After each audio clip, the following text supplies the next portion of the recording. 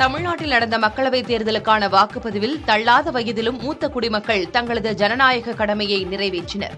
ராமநாதபுரம் தொகுதியில் உள்ள பாரதி நகர் பகுதியைச் சேர்ந்த பிச்சம்மாள் என்ற மூதாட்டி வாக்குப்பதிவு முடிவடையும் நேரத்தில் ஆட்டோவில் வாக்குச்சாவடிக்கு வந்து தனது வாக்கினை செலுத்தினார்.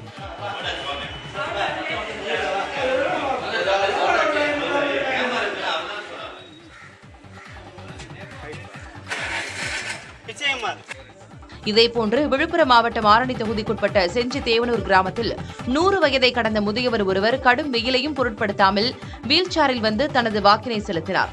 அதே சமயம் 80 வயதை கடந்த ஏராளமான மூத்த குடிமக்களும் வாக்குச்சாவடிகளுக்கு நேரடியாக ஆர்வத்தோடு வந்து தங்களது ஜனநாயக கடமையை நிறைவேற்றினர்.